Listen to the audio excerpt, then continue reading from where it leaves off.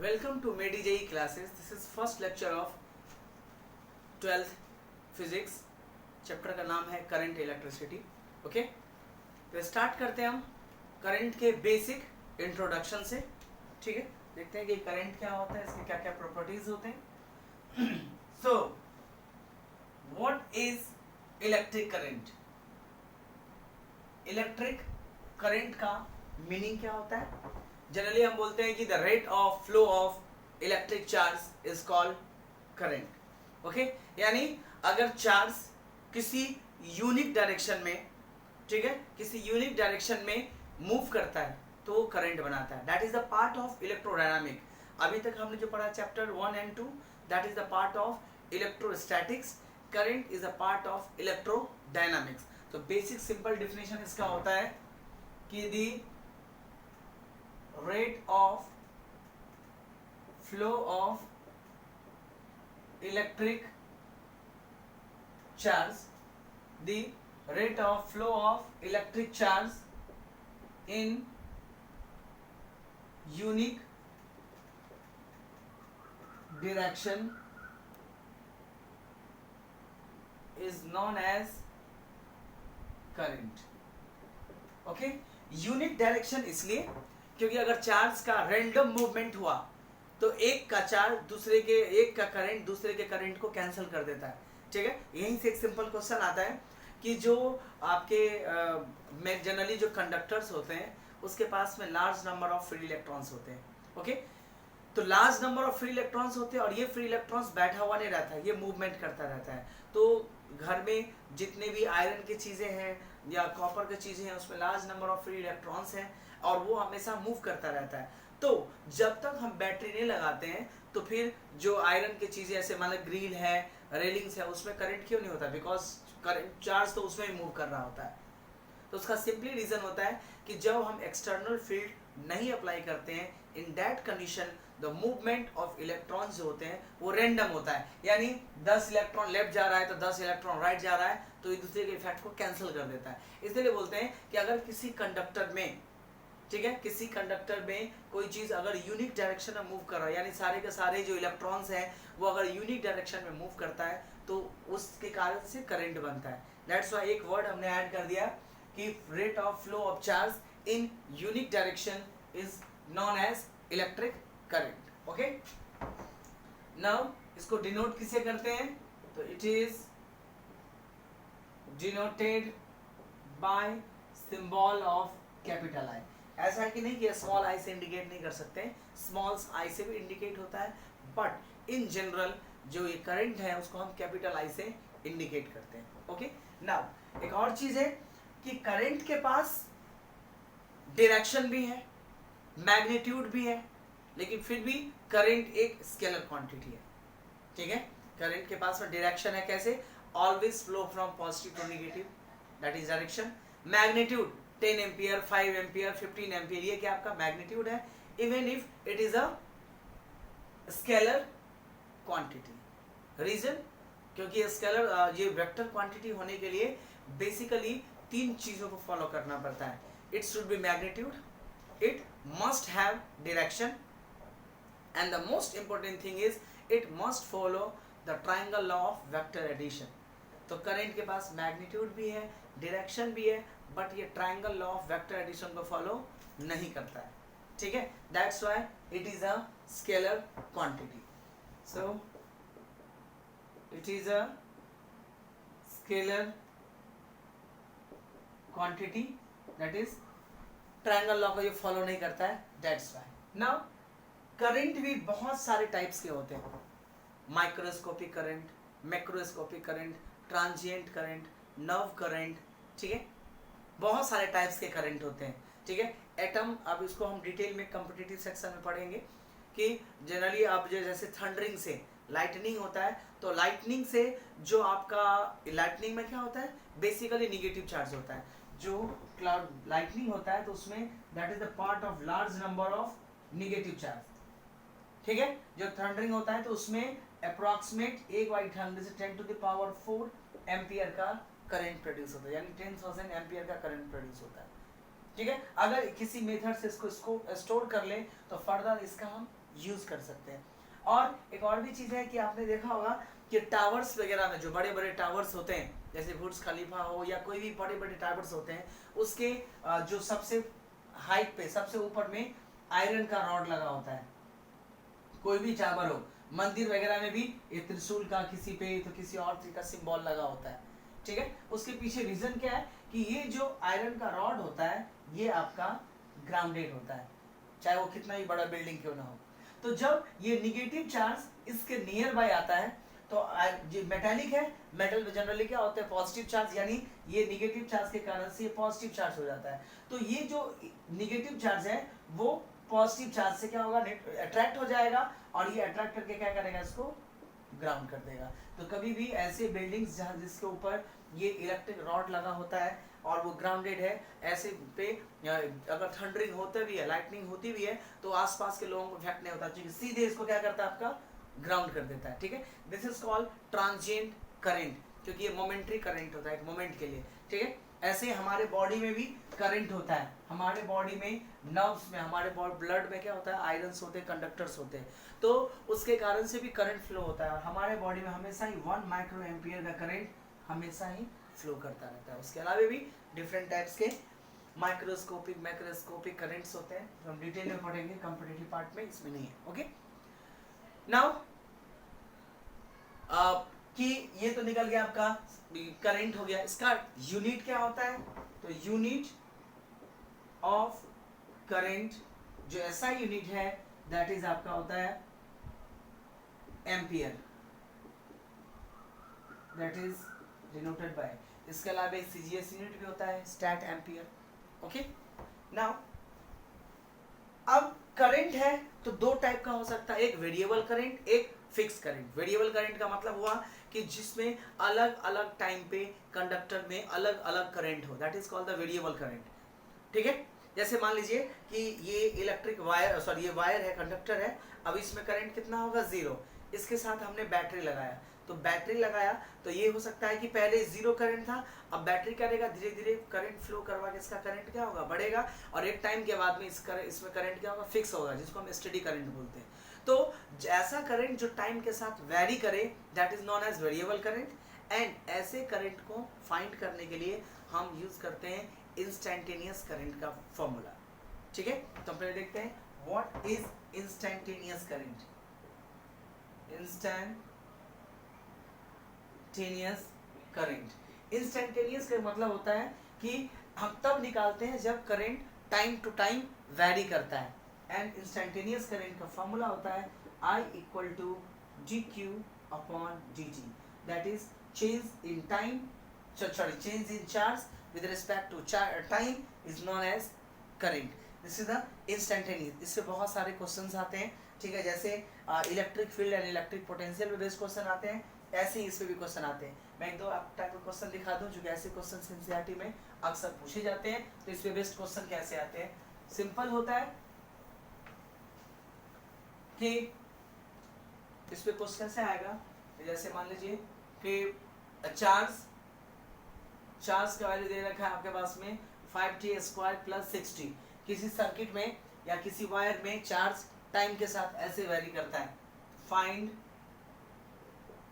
Electric current at any time t = 2 second. तो current charge दे रखा है, करंट निकालना है, और ये चार्ज क्या है वेरिएबल, तो ऑब्वियस सी बात है करंट क्या होगा वेरी होगा, अलग अलग टाइम पे अलग अलग चार्ज होगा तो करंट भी अलग होगा। So dq upon dt is equal to 10t + 6, this is becomes I equal to 10 × 2 + 6 which is equal to 26 ampere. तो इंस्टैन्टेनियस करंट पे बेस्ड ये आता है, जब भी कोई वेरिएबल स्टेटमेंट दिया हुआ हो तो समझ जाने का कि वहाँ पे इंस्टैन्टेनियस ही कैलकुलेट करना पड़ता है जो टाइम के साथ वेरी करे। ये भी हो सकता है कि करंट दे रखा हो पहले से, जैसे मान लीजिए I इक्वल टू दे रखा है आपके पास में 5t + 2, फाइंड चार्ज, तो क्या करने का, चार्ज का फॉर्मूला होता है इंटीग्रेशन ऑफ I dt, ये फॉर्मूला ध्यान रखने का, इसी से कैलकुलेट होता है, निकालते हैं हम। तो सीधे डायरेक्टली I का वैल्यू रख दीजिए 5t + 2 × dt, देन आपको इसको इंटीग्रेट करके टाइम का वैल्यू प्लेस कर दीजिए, तो ये निकल जाएगा इंस्टेंटेनियस चार्ज, पर्टिकुलर टाइम पे कितना चार्ज फ्लो कर रहा होगा। तो इंस्टेंटेनियस करंट पे बेस पे ये आपका क्वेश्चन आते हैं। Okay, now direction of current, direction of current हम क्या लेते हैं, तो हम जो भी काउंट करते हैं उसको बोलते हैं हम कन्वेंशनल डायरेक्शन ऑफ करंट। यानी जनरली करंट किसके कारण से होता है, that is the flow of electron, यानी निगेटिव टर्मिनल से। अगर मान लीजिए आप बैटरी को इंडिकेट करो तो ये निगेटिव है, मान लीजिए कंडक्टर है, so positive negative positive negative. तो जनरली करंट किधर होना चाहिए, पॉजिटिव से निगेटिव, सॉरी मतलब हम लेते हैं क्या, पॉजिटिव से निगेटिव का करंट। बट करंट होता क्यों है, due to the flow of electron. तो इलेक्ट्रॉन किधर से किधर मूव करेगा, निगेटिव से पॉजिटिव होता है। बट हम डायरेक्शन क्या लेते हैं कि फ्लो ऑफ पॉजिटिव चार्ज, जबकि पॉजिटिव चार्ज तो फ्लो होता ही नहीं, हैवी चार्ज होता है। Direction of current is taken as from positive to negative while electrons move from negative to positive, that's why it is called the conventional direction of current. Otherwise वो negative से positive होता। तो हमारा convention क्या होता है, convention का मतलब क्या होता है, ट्रेडिशन, ठीक है। तो हमारा ट्रेडिशन यही है कि कोई भी चीज हमेशा ही हाई से लो जाता है, ठीक है। तो ये पॉजिटिव है तो निगेटिव है, तो पॉजिटिव से निगेटिव जाना चाहिए। दैट्स व्हाई पॉजिटिव से निगेटिव जो डायरेक्शन करंट का डायरेक्शन लेते हैं हम, उसको कन्वेंशनल डायरेक्शन ऑफ करंट बोला जाता है, ठीक है, बिकॉज ये हम ट्रेडिशन के अकॉर्डिंग यूज करते हैं। So it is called conventional direction of current is taken as from positive to negative as in the direction of flow of positive charge, जबकि होता है due to the flow of electron. Now what is steady current, steady current का मतलब होता है constant current. जब आप battery या कोई डिवाइसेस किसी कंडक्टर के साथ लगाते हैं तो कुछ टाइम तक क्या होता है, करंट जीरो से बढ़ता है, एक टाइम के बाद में फिक्स करंट हो जाता है। तो किसी भी कंडक्टर से होके जो फिक्स करंट यानी कांस्टेंट करंट फ्लो करता है, that is called steady current. So the constant current flowing through the constant current flowing through the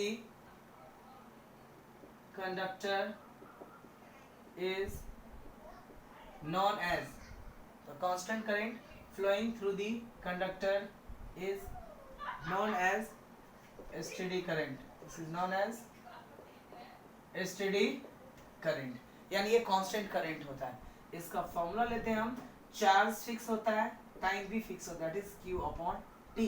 यही अगर dq/dt लेंगे तो वो steady current, sorry instantaneous current हो जाएगा, ठीक है। इसी तरह फिक्स करंट, चार्ज को डायरेक्टली टाइम से डिवाइड कर दीजिए, आपका करंट ऑब्टेन हो जाएगा, ठीक है। ऐसे अगर यूनिट लेंगे इसका तो क्या होगा, कूलम्ब पर सेकेंड, ठीक है, जिसी को आप बोलते हैं ampere, okay, denoted by capital A symbol. Okay, so ये आ गया आपका इलेक्ट्रिक करंट से रिलेटेड टॉपिक। ओके, नाउ किसी कंडक्टर में करंट कैसे फ्लो होता है, जब हम इलेक्ट्रिक फील्ड नहीं अप्लाई करेंगे तब, एंड जब एक बार इलेक्ट्रिक फील्ड अप्लाई करेगा हम, दोनों केस में यानी स्टैटिक्स, यानी हम पढ़ेंगे कि करंट का फ्लो किसी कंडक्टर में कैसे होता है इन absence of electric field and also in presence of electric field. So electric current in conductor, ठीक है। कंडक्टर में large number of free electrons पहले से होते हैं। फ्री इलेक्ट्रॉन्स मतलब ऐसा electrons that is independent from the orbit, जो ऑर्बिट से बाहर हो, क्योंकि ऐसा कोई एटम, ऐसा कोई सब्सटेंस नहीं जिसमें इलेक्ट्रॉन ना हो, चाहे वो इंसुलेटर हो चाहे कोई पार्टिकल हो, ठीक है। एटम्स सारे के सारे एटम से बना हुआ है और एटम में इलेक्ट्रॉन्स होते ही होते हैं, लेकिन जो एटम में इलेक्ट्रॉन्स होते हैं उससे मतलब नहीं होता करंट को। करंट से मतलब होता है कि कितने इलेक्ट्रॉन्स जो है आपका बाहर में है। इसीलिए हम जनरली किसी भी उसके लिए हम परफेक्टली इंसुलेटर वर्ड का यूज नहीं करते। परफेक्टली इंसुलेटर एक ही चीज होता है, वो है आपका वैक्यूम। उसके अलावा कोई भी ऐसा सब्सटेंस नहीं जिसमें करंट पास ना हो, चाहे वो वुडन ब्लॉक हो चाहे प्लास्टिक हो। हाँ, ये हो सकता है कि कंडक्टर में हम 1.5 वोल्ट में भी करंट पास कर देते हैं, लेकिन इंसुलेटर के लिए हो सकता है कि इंसुलेटर कोई चीज़ क्यों होता है ये समझना पड़ेगा कि कोई चीज़ इंसुलेटर होता क्यों। उसके पीछे रीज़न होता है कि अगर एटम के न्यूक्लियस में, ठीक है, न्यूक्लियस है और ये आपका इलेक्ट्रॉन है, तो जनरली कोई भी सब्सटेंस हो, इंसुलेटर या कंडक्टर हो, एटम से बना होता है और एटम में इलेक्ट्रॉन्स जो होते हैं वो ऑर्बिट में, और न्यूक्लियस जो होता है आपका पॉजिटिव चार्ज होता है, ठीक है। अगर इसके बीच फोर्स ऑफ एट्रैक्शन बहुत स्ट्रांग है, अगर अट्रैक्शन फोर्स बहुत स्ट्रांग है तो ये इलेक्ट्रॉन फ्री नहीं होगा, और जो इलेक्ट्रॉन फ्री नहीं होता है वो करंट के लिए रिस्पॉन्सिबल नहीं होता है। इसका मतलब हुआ कि इंसुलेटर में इलेक्ट्रॉन्स तो होते हैं, लेकिन वो इलेक्ट्रॉन्स अपने ऑर्बिट में न्यूक्लियस के साथ में स्ट्रांगली बॉन्डेड होता है, दैट्स व्हाई ये इलेक्ट्रॉन अवेलेबल नहीं होता है। अब अगर मुझे इसको कंडक्टर बनाना तो किसी भी तरह से क्या करना पड़ेगा, मुझे इस इलेक्ट्रॉन को बाहर करना है, तो हो सकता है कि मुझे बहुत ज्यादा फोर्स लगा करके इस इलेक्ट्रॉन को बाहर निकाल दे, ठीक है। इसीलिए अब बहुत हीट करते हैं, तो हीट करने से यानी टेम्परेचर बढ़ाने से, इंसुलेटर का टेम्परेचर अगर हम बढ़ाते हैं तो कंडक्टिविटी जो होता है आपका वो बढ़ जाता है, कंडक्टर के केस में घट जाता है, और इंसुलेटर एंड सेमीकंडक्टर के फॉर्म में जो होते हैं वो टेम्परेचर बढ़ाने से कंडक्टिविटी बढ़ता है। रीजन कि पहले तो इलेक्ट्रॉन था ही नहीं, आपने इसे गर्म किया, हो सकता है कि आपने इतना हीट दिया कि इसको बॉन्ड टूट जाए, ये इलेक्ट्रॉन फ्री हो जाएगा और फ्री इलेक्ट्रॉन्स करंट के लिए रिस्पॉन्सिबल होगा। दैट्स वाई बोलते हैं कि कोई भी सब्सटेंस जो है सो इतना परफेक्टली इंसुलेटर नहीं होता है कि वो करंट को कैरी ना करे। हाँ, आपको ज़्यादा फोर्स लगाना पड़ेगा, हो सकता है कि 10 वोल्ट पे वो इलेक्ट्रॉन्स फ्री ना हो, तो 10,000 वोल्ट लगाओ, 10 लाख वोल्ट लगाओ, तो वो इलेक्ट्रॉन्स क्या होंगे, अब इससे बात है ये इलेक्ट्रॉन्स फ्री होगा, और फ्री इलेक्ट्रॉन्स होगा तो करंट कैरी करेगा। दैट्स वाई हम जनरली इंसुलेटर वर्ड का, नॉन कंडक्टिंग वर्ड का ज़्यादा यूज़ करते हैं, जो एक पर्टिकुलर टाइम तक वो नॉन कंडक्टिंग होता है, लेकिन बहुत ज़्यादा फोर्स लगाएंगे तो वो कंडक्टर बन जाता है, यानी करंट को कैरी कर सकता है, ठीक है। So current in a conductor की बात करें तो कंडक्टर में लार्ज नंबर ऑफ का क्या फ्री इलेक्ट्रॉन्स अवेलेबल होता है, ठीक है, और ऑलमोस्ट कितना 10 to the power 28 इलेक्ट्रॉन्स पर cm क्यूब, यानी किसी कंडक्टर के यूनिट वॉल्यूम में almost 10 to the power 28 electrons होते हैं, ठीक है। So conductors possess what, conductors have large amount of free electrons, approximate 10 to the power 28 per cm cube, यानी 1 सेंटीमीटर क्यूब में अप्रोक्सीमेट 10 टू द पावर आपका 28 electrons available होते हैं। Okay, now जब एक्सटर्नल इलेक्ट्रिक फील्ड नहीं apply हो तो क्या होगा, जब एक्सटर्नल फील्ड आप अप्लाई नहीं करोगे, इन दैट कंडीशन इलेक्ट्रॉन्स मूव तो करेंगे, बिकॉज इलेक्ट्रॉन्स एक जगह पर रुका नहीं रहता है, ठीक है, इलेक्ट्रॉन्स मूव तो करेंगे, बट इलेक्ट्रॉन का मूवमेंट का डायरेक्शन जो है वो यूनिक नहीं होगा, वो अलग अलग रैंडम डायरेक्शन में मूव करेगा।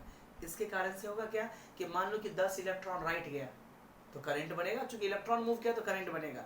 10 इलेक्ट्रॉन लेफ्ट गया, 10 इलेक्ट्रॉन लेफ्ट गया, 10 इलेक्ट्रॉन राइट गया, तो दोनों के कारण से करंट बनेंगे, लेकिन वो एक दूसरे को कैंसिल कर देंगे, क्योंकि जितना करंट लेफ्ट साइड है उतना ही करंट आपका राइट साइड है, तो वो करंट कैंसिल हो जाएगा। इसीलिए अगर किसी कंडक्टर में लार्ज नंबर ऑफ इलेक्ट्रॉन्स हैं और वो इनफैक्ट फ्लो भी करता है, फिर भी ओवरऑल किसी कंडक्टर में बिना बैटरी का कोई भी करंट नहीं होता है। इसका मतलब है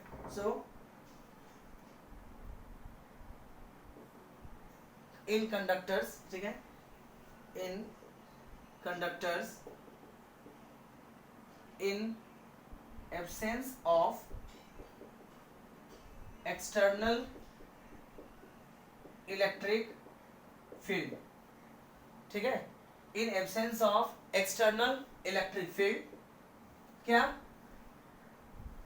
the free electrons, और free electrons का एनर्जी कितना होता है, 0, जो फ्री इलेक्ट्रॉन्स होंगे उसका एनर्जी 0 होता है, ठीक है। The free electrons are randomly move due to which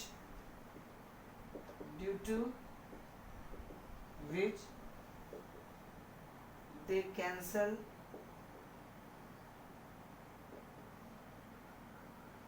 the current produced by each other.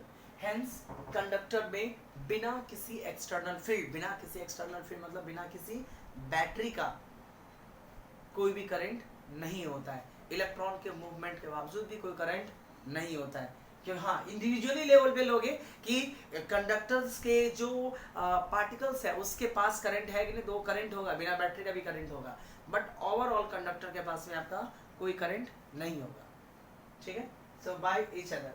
Now if we apply external electric field, इसकी बात करो, मैं इसका डायरेक्शन दिखा दूं कि ब्राउनियन मोशन टाइप का मूव करता रहता है। जैसे एक इलेक्ट्रॉन इधर गया, एक इलेक्ट्रॉन इधर गया, एक इलेक्ट्रॉन इधर गया, रैंडम डायरेक्शन, जिधर भी स्पेस मिलेगा वो आपका उधर मूव कर जाएगा, जिधर भी स्पेस मिलेगा वो उधर मूव कर जाएगा, इसलिए बोलते हैं कि रैंडम डायरेक्शन मूव करता है। तो ये इस साइड का करंट इस साइड को कैंसिल कर देगा, इसीलिए ओवरऑल करंट हो जाता है 0। But in presence of external electric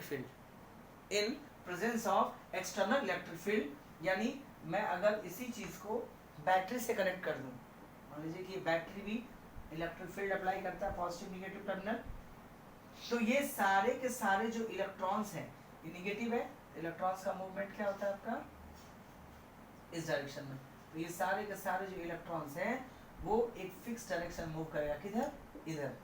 सो सारे के सारे electrons, all electrons are moving in the same direction, that's why there is a net current in presence of external electric field. External electric field के presence में इसके पास में net current होता है। तो in absence of external electric field random move करता है, दैट्स व्हाई दे कैंसिल कर देते हैं। But in presence of external electric field ये सारे के सारे इलेक्ट्रॉन्स एक यूनिक डायरेक्शन में मूव करता है, दैट्स व्हाई ये इसका एक नेट करंट होता है। इसीलिए बोलते हैं कि लार्ज नंबर ऑफ इलेक्ट्रॉन होने के बाद भी जो आपके कंडक्टर्स होते हैं उसमें ऐसे बिना बैटरी के करंट नहीं होता। हाँ, अब ये है कि जो बहुत अच्छा कंडक्टर, जैसे मान लीजिए सिल्वर का हम कंडक्टिविटी हाईएस्ट मानते हैं और सबसे कम होता है आपका डायमंड का, okay.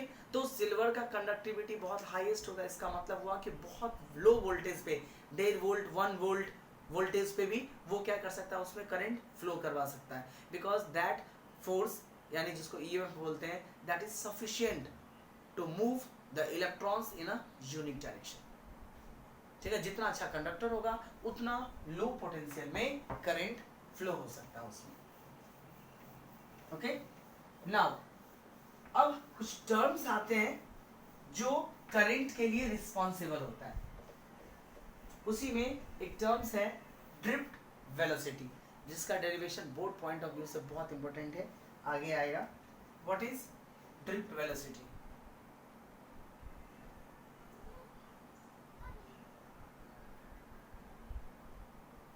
Indicated by VT। Drift velocity का मीनिंग होता है ड्रिफ्टिंग, तो आपका आगे पीछे मूव करना। सो अब किसी कंडक्टर में लार्ज नंबर ऑफ इलेक्ट्रॉन्स होते हैं, अनकाउंटेबल हो सकता है, उसको काउंट ही नहीं कर सकते हम, इतने ज्यादा होता है। फिर इतने सारे इलेक्ट्रॉन का मोशन यूनिफॉर्म तो होगा नहीं, हो सकता है कि किसी का स्पीड ज्यादा हो, किसी का स्पीड कम हो, ठीक है। तो कंडक्टर्स में जितने भी इलेक्ट्रॉन्स हैं उस सब के वेलोसिटी को हम फाइंड करना पॉसिबल नहीं है, दैट्स व्हाई हम क्या करते हैं, उस सब के वेलोसिटी का एवरेज वेलोसिटी फाइंड करते हैं, and that average velocity is known as drift velocity. अब बोलोगे इतने सारे इलेक्ट्रॉन्स हैं तो ऑब्वियसली बात है सबका अब एवरेज निकालने के लिए V1 + V2 + V3 करना पड़ेगा, तो हम क्या करते हैं कि एक्सटर्नल इलेक्ट्रिक फील्ड लगा देते हैं, अब इन presence of external electric field almost all electron, almost यहाँ 100% नहीं होता बिकॉज कॉलिजन किसके बीच में फास्ट होगा ये नहीं बता सकते, but almost all electrons have same velocity, तो उसका एवरेज वेलोसिटी कैलकुलेट करना इजी होता है. So the velocity of charge velocity of electrons, ठीक है, इन presence of external field, average velocity, ये एक एवरेज वेलोसिटी है. So average velocity possessed by electron in presence of external electric field is known as drift velocity. So it is the average or mean velocity. So the average velocity possessed by electrons in presence of external electric field is known as drift velocity. Okay, means अगर आपके पास में बहुत सारा velocity, example v1 plus v2 plus n velocities हैं, उस सब का mean कर दीजिए तो ये बन जाएगा आपका ड्रिफ्ट वेलोसिटी. यानी जो एवरेज वेलोसिटी होता है उसे ही हम ड्रिफ्ट वेलोसिटी के नाम से जानते हैं. इंडिकेट करते हैं उसको v और सबस्क्रिप्ट में d सिंबल से. ठीक है, नाउ नेक्स्ट टर्म आता है और इस पे भी डिपेंड करता है आपका करंट. ठीक है, कि अगर मान लीजिए ड्रिफ्ट वेलोसिटी ज़्यादा होगा तो ऑब्वियसली बात है करंट का वैल्यू ज़्यादा होगा. आगे हम प्रूव भी करेंगे रिलेशन कि drift velocity is directly proportional to current. जितना चार्ज पार्टिकल के पास ड्रिफ्ट वेलोसिटी होगा उतना ज़्यादा आपका करंट होगा. और एक सिंपल भी रीज़न है कि आप करंट का डिफिनेशन क्या पढ़ते हैं, I equal to Q upon T. अगर वेलोसिटी ज़्यादा है तो ये टाइम क्या होगा, कम होगा, और टाइम कम होगा तो करंट का अमाउंट क्या हो जाएगा आपका, बढ़ जाएगा. दैट्स वाई चार्ज पार्टिकल के पास जितना ड्रिफ्ट वेलोसिटी होगा उतना ज़्यादा करंट बनता है. Okay, this is the drift velocity. Another one is relaxation time. Relaxation time, relaxation time का मतलब होता है कि कंडक्टर्स में इलेक्ट्रॉन्स के बीच में क्या होगा, कॉलिजन होता है. मीन्स रिपल्सन एक टाइप का होता है, एक गया रिपल्सन हुआ फिर डायरेक्शन चेंज हो गया. सो दो कॉलिजन के बीच का जो टाइम होता है, जैसे एक से टकराया, जैसे मान लीजिए ऐसा वॉल रखा हुआ है, एक इलेक्ट्रॉन पहले यहाँ गया, यहाँ से टकराया, उसके बाद में रिफ्लेक्ट बैक होगा, इससे टकराएगा, फिर कहीं और से टकराएगा.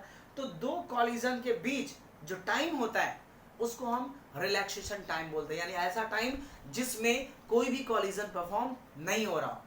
So the time between two successive collision, ऐसा नहीं कि 10 बारी कोलाइड हुआ तो 10 टाइम का ऐड करेंगे.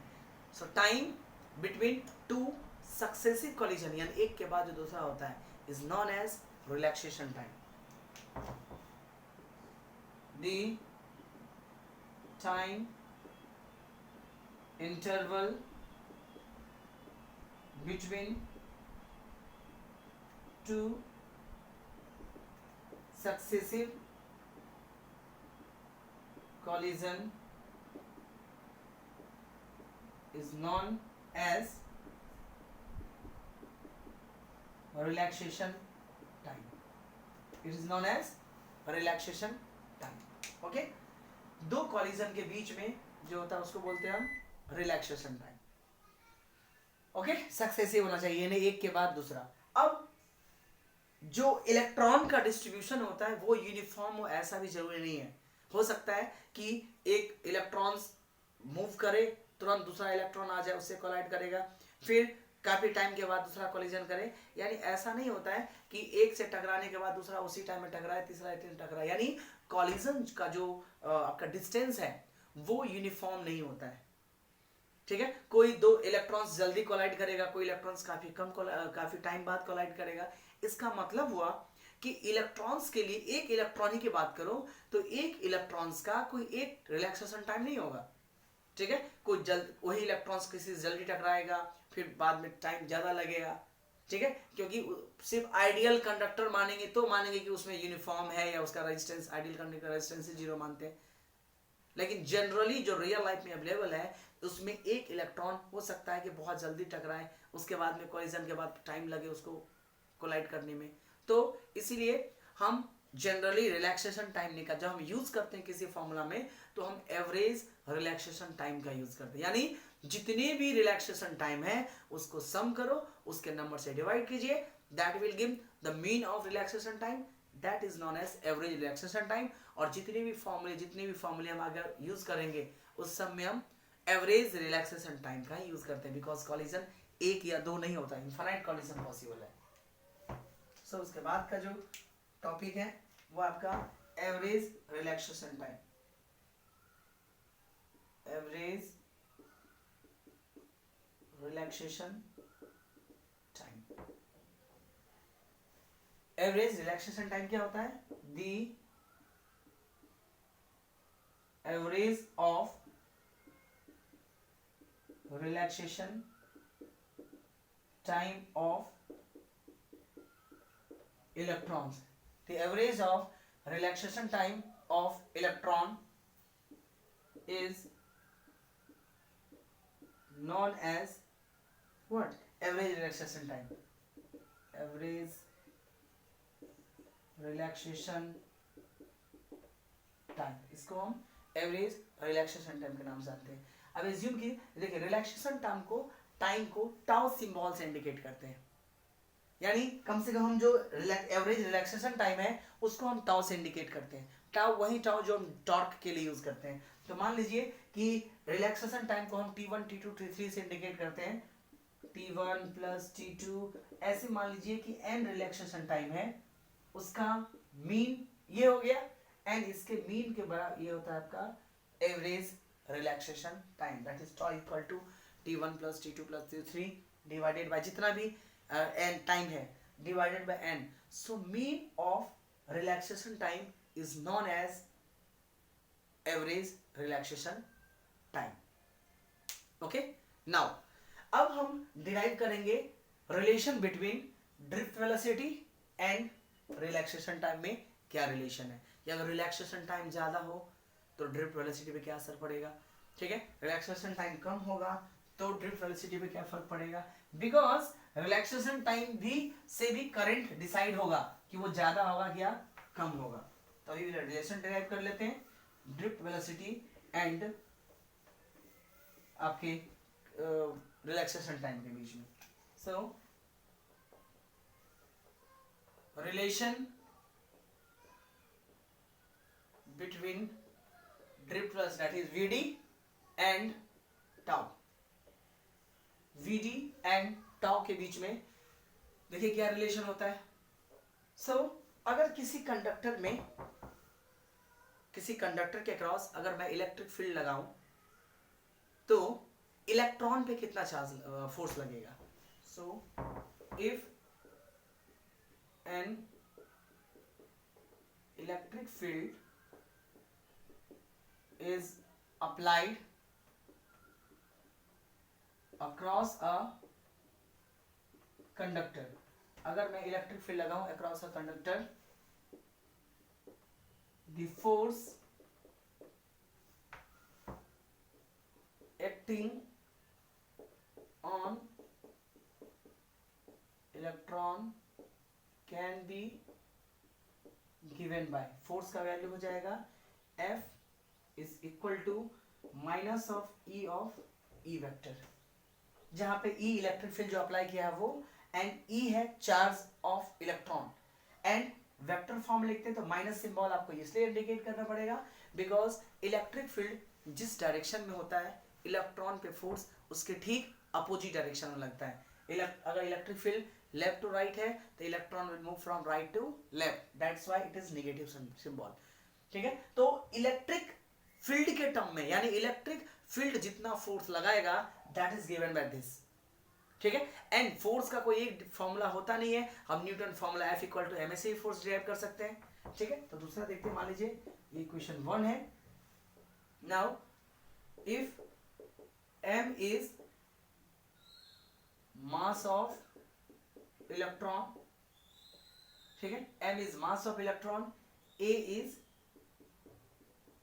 acceleration, बिकॉज इलेक्ट्रिक फील्ड लगेगा तो बॉडी एक्सेलरेट भी होगा, चार्ज, एक्सेलरेशन ऑफ इलेक्ट्रॉन। तो न्यूटन के थर्ड लॉ से, from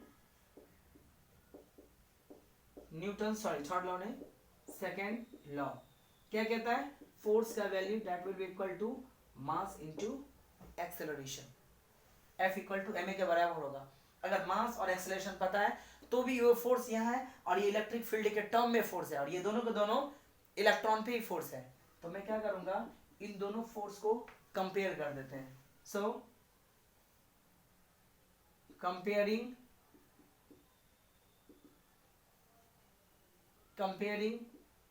equation 1 and 2, what we get, we will find, अगर इक्वेशन 1 and 2 को कंपेयर करेंगे तो in that condition we will get what, ma vector equal to minus of e of e, so acceleration vector of electron is given by this of m, this is acceleration. ये अभी आया नहीं है but इसका numerical में use होता है, that's why मैंने इसको सर्कल कर दिया कि आगे फर्दर इसका यूज होता है न्यूमेरिकल में डायरेक्टली, बाकी अभी डिराइव तो करना बाकी है। ओके, इसको छोटा लिख देते हैं 1 2।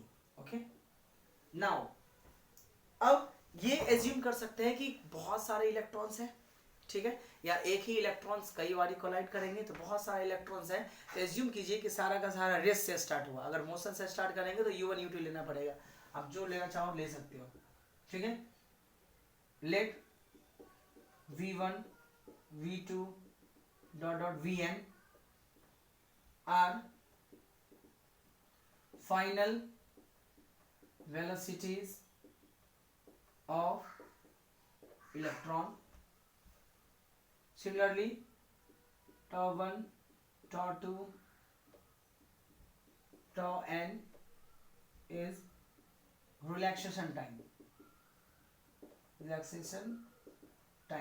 जिसका हम वेलोसिटी ले रहे हैं उसी का रिलैक्सेशन टाइम है। तो इन दैट का, और मैं इनिशियल स्पीड मानता हूं इनिशियली कि चार्ज रेस्ट में है, एंड इफ initially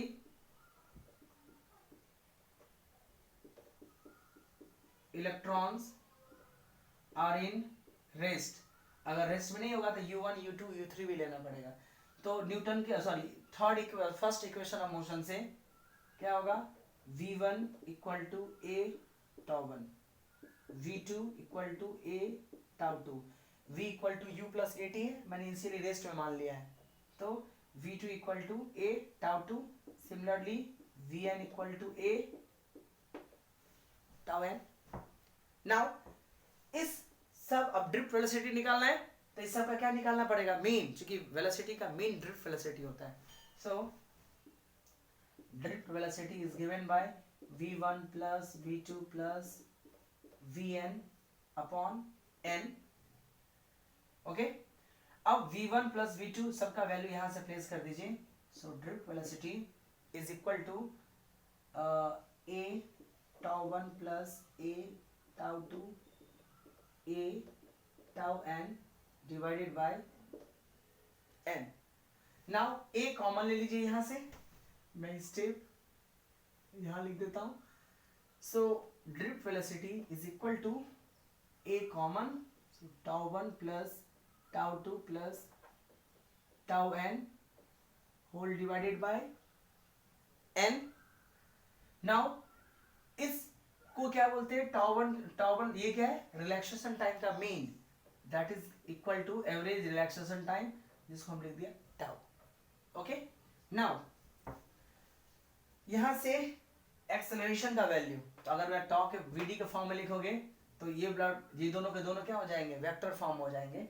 तो मैं इधर से एक्सेलरेशन मैग्नीट्यूड रख देता हूं, तो vd इक्वल टू एक्सेलरेशन का अगर मैग्नीट्यूड रखूं तो ये आएगा minus e by M into tau. So यहां से आया कि drift velocity is directly proportional to tau, यानी टाइम जितना ज्यादा, यानी रिलैक्सेशन टाइम जितना ज्यादा होगा, मतलब हुआ कॉलिजन का टाइम उतना बढ़ जाएगा, तो रिलैक्सेशन टाइम जितना ज्यादा होगा उतना ज्यादा आपका ड्रिफ्ट वेलोसिटी होगा, एंड ड्रिफ्ट वेलोसिटी जितना ज्यादा होगा उतना ज्यादा अमाउंट में आपका करंट होगा। तो करंट का भी अमाउंट क्या हो जाएगा, बढ़ जाएगा। It is directly proportional. अब मैं इसका ग्राफ ड्रॉ करता हूं बिकॉज इसके ग्राफ कुछ रिप्रेजेंट करता है। ओके, सो इसका मतलब this is the final relation between the drift velocity and tau. It is directly proportional. Okay, now अगर इसका ग्राफ ड्रॉ करो आप तो क्या आएगा,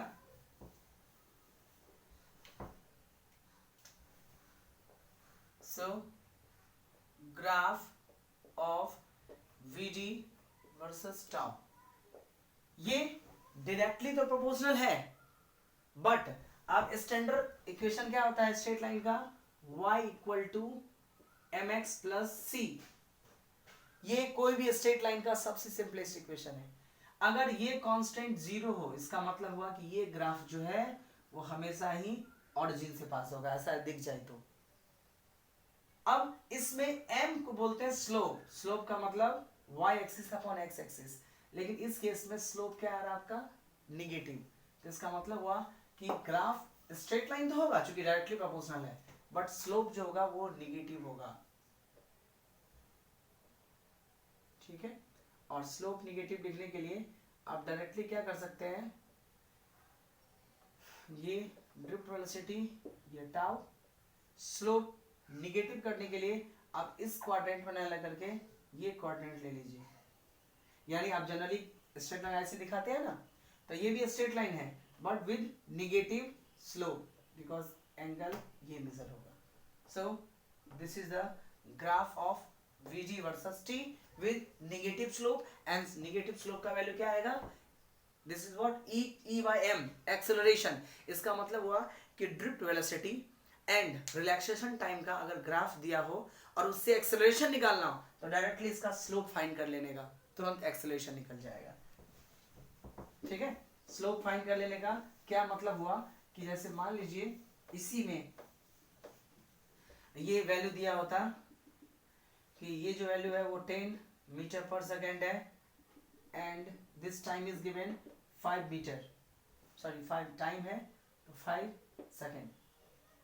okay, now find the acceleration. तो ड्रिफ्ट वेलोसिटी एंड टाइम है, तो जैसे नॉर्मल वेलोसिटी और टाइम का ग्राफ क्या है, एक्सेलरेशन देता है, वैसा सेम है। तो एक्सेलरेशन का वैल्यू हो जाएगा स्लोप, यानी दिस हाइट, और ये हाइट माइनस में आएगा, दैट इज -10 बिकॉज ये जो है आपका निगेटिव y एक्सिस है। तो स्लोप का मतलब होता है y axis upon x axis. तो ये पोर्शन निगेटिव और ये पोर्शन क्या आ जाएगा, पॉजिटिव, ऑरिजिन का राइट साइड है, तो ये आ जाएगा 5। So acceleration equal to -2 metre पर second square. This is the acceleration of what, this is acceleration of charge particle, जो कि हम करंट के केस में क्या लेते हैं, इलेक्ट्रॉन्स। ठीक है, सो acceleration of this particle is this. So this is the relation between drift velocity and relaxation time.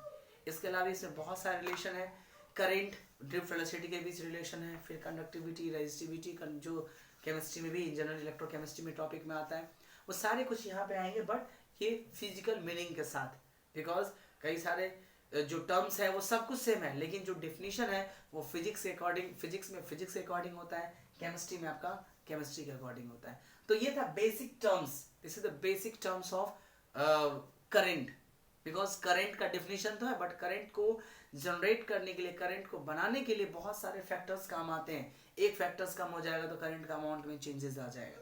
ठीक है, तो variable current, constant current, variable current के लिए हम इंस्टेंटेनियस करंट फाइंड करते हैं।